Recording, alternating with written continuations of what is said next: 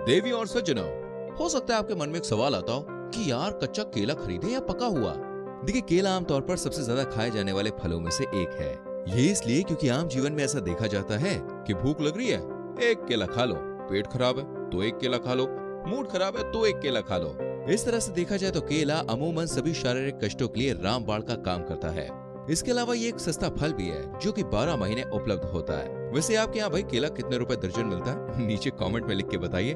कच्चा वाला केला कितने का है और पक्का वाला कितने का है? दोस्तों, ठेले पर केला 4 अवस्था से गुजरता है: कच्चा, पका हुआ, पूरा पका हुआ और अधिक पका हुआ। आइए समझते हैं, जब आप ठेले पर केला खरीदने जाएं तो किस टाइप का केला आप खरीदें और क्यों।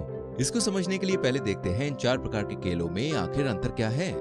इतना तो आप जानते ही हैं कि कच्चा केला हरा होता है और पका हुआ केला देखने में पीला होता है और थोड़ा बहुत भाई चिट्टीदार भी होता है। तीसरे वाले केले में ढेर सारे चिट्टीदार धब्बे होते हैं और चौथा वाला जो केला होता है वो डार्क भूरा या काले कलर का होता है, यकी मशी मशी। वैसे चौथा वाला जो केला होता है ना, वो ठेले वाले भैया के वही कोने में रहता है और उसी के कम दाम बोलकर वो ललकार लगाते हैं। अब जैसी दाम से उनका पास जाते हैं तो 2 या 3 टाइप वाले केला वो बेचना शुरू कर देते हैं। बाद में कहते हैं कि भाई सस्ता वाला तो एक कोने में पड़ा हुआ है, चाहिए तो बोलो। बहरहाल, अब हम समझेंगे कि न्यूट्रिशन के आधार पर आपस में इनमें क्या अंतर है। जैसे कि आपने सुना होगा कि गेहूं और चावल में कार्बोहाइड्रेट पाया जाता है, उसी प्रकार कच्चे केले में 70-80% कार्बोहाइड्रेट पाया जाता है। कच्चे केले में पाए जाने वाले कार्ब्स को रेसिस्टेंट स्टार्च कहा जाता है क्योंकि इसको छोटी आदमी पचा नहीं पाती है। इस प्रकार के फाइबर को डाइटरी फाइबर कहा जाता है। आपने सुना होगा कि फाइबर युक्त खाना खाना चाहिए, तो मैं आपको बता दूं कि कच्चे केले में पाए जाने वाला फाइबर आपको कॉन्स्टिपेशन और गैस और पेट ब्लॉटिंग कर सकता है। अरे भाई डरिए नहीं, मैंने अभी आपको आधी बात बताई है। जैसे कि मैंने आपको बताया कि डाइटरी फाइबर छोटी आंत पचा नहीं पाती, लेकिन जैसे वो बड़ी आंत में जाती है, कच्चे केले का लंप हमारी आंत में पाए जाने वाले के लिए लाभदायक बैक्टीरिया का मुख्य भोजन होता है। आपने सुना होगा कि प्रोबायोटिक बैक्टीरिया खाना पाचन में मदद करते हैं। लेकिन क्या कभी आपने सोचा है कि हमारी आंत में पाए जाने वाले बैक्टीरिया का पेट कौन भरता है? उसका उत्तर है भाई कच्चा केला। कहने का मतलब है कि अगर आप अपनी आंत में हेल्दी बैक्टीरिया चाहते हैं तो कच्चा केला खाइए। और भी बहाने बताता हूँ आपको कच्चा केला खाने की। चूंकि डाइटरी फाइबर का पाचन धीरे धीरे होता है तो हमारी आंत में ज्यादा समय तक टिका रहता है, तो हमें भूख का आभास नहीं होता। इसका मतलब ये हुआ कि अगर आप लंबी यात्रा पे या आपको लगता है कि भाई खाना आपको बहुत देर बाद मिलने वाला है, तो आप कच्चा केला खा के अपनी भूख को ज्यादा देर तक शांत रख सकते हैं।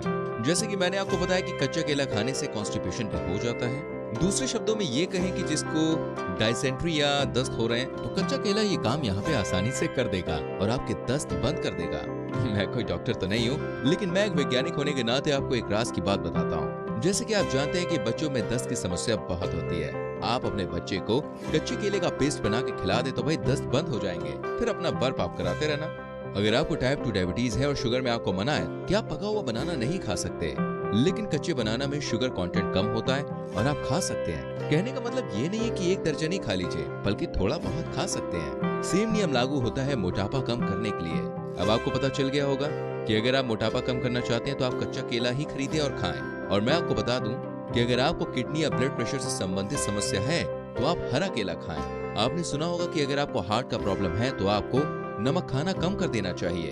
हम जानते हैं दोस्तों कि नमक में सोडियम होता है, जिसकी वजह से ब्लड प्रेशर का प्रेशर बढ़ जाता है। वहीं हरे केले में पोटेशियम पाया जाता है जो कि सोडियम का एकदम उल्टा काम करता है, अर्थात ब्लड प्रेशर को कम कर देता है। साथ ही पोटेशियम किडनी के लिए एक इलेक्ट्रोलाइट का काम करता है, जिससे किडनी का फंक्शन सही तरीके से चलता है। देखा कच्चे केले का चमत्कार। अब हम आपको बताते हैं पके हुए केले के बारे में। जैसे जैसे देखे केला पकता जाता है, वैसे वैसे शुगर की मात्रा बढ़ती जाती है। बस सारी कहानी इसी की है। बनाना 2 के बारे में जो मैंने आपको बताया था, जिसमें थोड़े बहुत चित्ते पड़े होते हैं ना, वो केले की देखिए बहुत अच्छी अवस्था होती है खाने की। इस स्टेज पर केले में अभूत मात्रा में एंटीऑक्सीडेंट और विटामिन होता है और पके हुए केले में बहुत अधिक मात्रा में ट्यूमर नेक्रोसिस फैक्टर बनता है जो कैंसर को होने से रोकता है। और पके हुए केले का पाचन बहुत जल्दी हो जाता है। अब हम बात करते हैं दोस्तों बनाना नंबर 3 और 4 की, जिसमें धीरे धीरे एंटीऑक्सीडेंट एंड विटामिन की मात्रा कम होती जाती है और शुगर की मात्रा बहुत ज्यादा बढ़ जाती है। ऐसे में अगर आपको टाइप 2 डायबिटीज है तो ये बनाना आपके लिए नहीं है। साथ में अगर आप अपना मोटापा कम करना चाहते हैं तो ये केला आपके लिए नहीं है। लेकिन रुकिए, अभी मैंने आपको ठेले के कोने में पाए जाने वाला जो डार्क ब्राउन केला होता है उसके बारे में तो बताया नहीं।